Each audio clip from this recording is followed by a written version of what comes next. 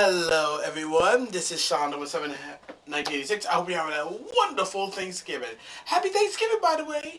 And well, one of the 3 Thanksgiving games are already in the books. Sorry I didn't record this video right now. I had to go to my uncle's house for Thanksgiving. Lovely Thanksgiving. Lovely Thanksgiving. But and I did put it out in my community post. So the moment I got in, I decided I'm gonna do this, okay? So I haven't forgot about y'all. I haven't forgot about y'all. But let's talk about it, all right?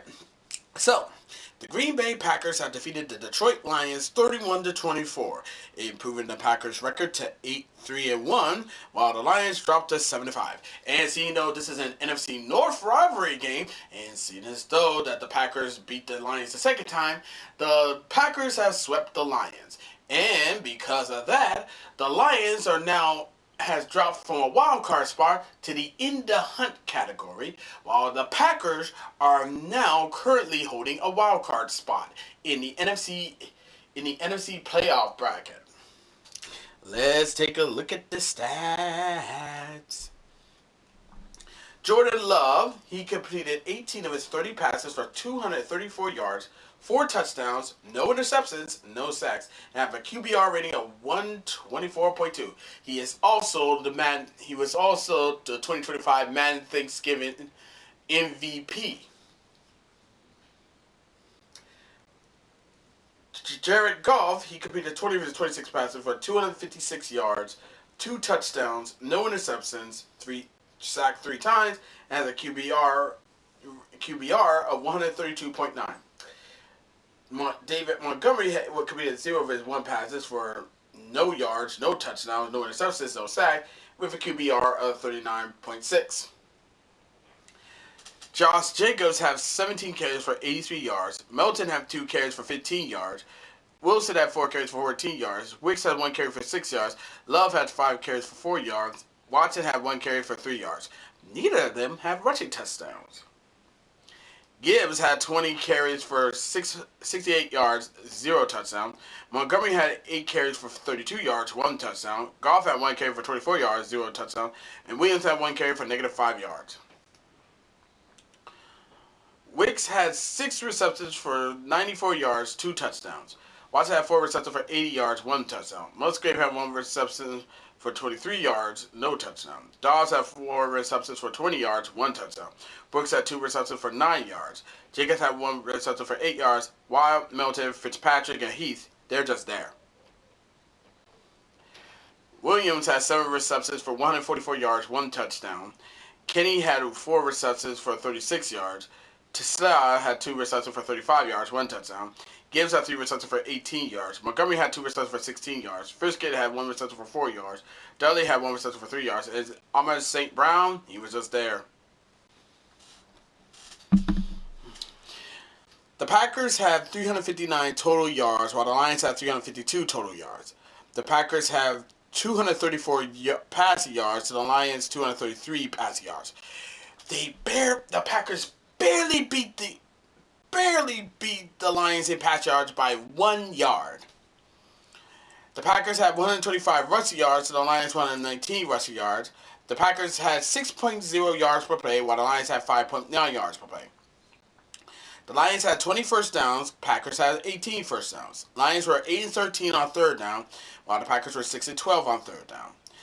The Packers were 3 for 3 on 4th down, while the Lions were 0 for 2 on 4th down. Both teams had a total of 60 plays. The Lions gave up 3 sacks, while the Packers gave up 0 sacks. Both teams punted the rock 2 times. The Lions racked up 5 penalties that cost them 22 yards, while the Packers racked up 3 penalties that cost them 20 yards. Neither team lost a fumble. Neither team threw an interception. The Lions dominated the time of possession 31-06 to the Packers 28-54. Packers had 36 tackles, while the Lions had 30 tackles. Both teams have made one of their field goals apiece. And in the red zone, Packers were 2-2 in the red zone, while the Lions were 2-3 in the red zone. So yeah, to say that the Packers came out and dominated this game, managed to come out and want to get this win, yeah, it was a big win. This was a very, very big win for the Green Bay Packers because knowing them, they are looking to try their damnedest to try to get into the playoffs. And with this win, this actually helped them out. Of course. And now, look at them. They're 8-3-1. They are currently holding a wild card spot. And if they keep on winning and racking up some big time wins, there's a good chance they might make it to the playoffs. But make a chance they might solidify a wild card spot. But knowing them, they want to beat They want to beat the Bears and take back the NFC North crown that they rightfully claim. Because the Packers, the only person who's supposed to wear that crown is only them because they're the Packers. I mean, let's not forget, this is the team who went to the first 2 Super Bowls and won the first 2 Super Bowls. Oh yeah, and let's not forget the very first Super Bowl. In the very first Super Bowl, tickets were $12. Yeah. In case you didn't know. If you didn't know, now you know. As for the Lions, this is a definitely a crushing blow because they was holding a wild card spot and now they're back in the hunt. If there's any chance of them trying to get back into the playoffs, they would have to start winning games. They need to win some games. And they need some help. And that's the worst part for a team, that you have to win out your final games and get some help. Trust me. Me and my uncle know this way too damn much. We actually bought real estate in those bitches. That's for damn sure. But that's all I gotta say for right now. But let me know what y'all think, okay? As always, be sure to leave a comment, like this video, subscribe to this channel, hit notification bell so don't miss our update, share with your friends, share with your neighbors, share with others, and that's about it. Until next time, this is Sean 71986 signing off. Thank you for watching this video. Really means a lot. I'll see you in the next one. Catch you later, and happy Thanksgiving. Bye-bye.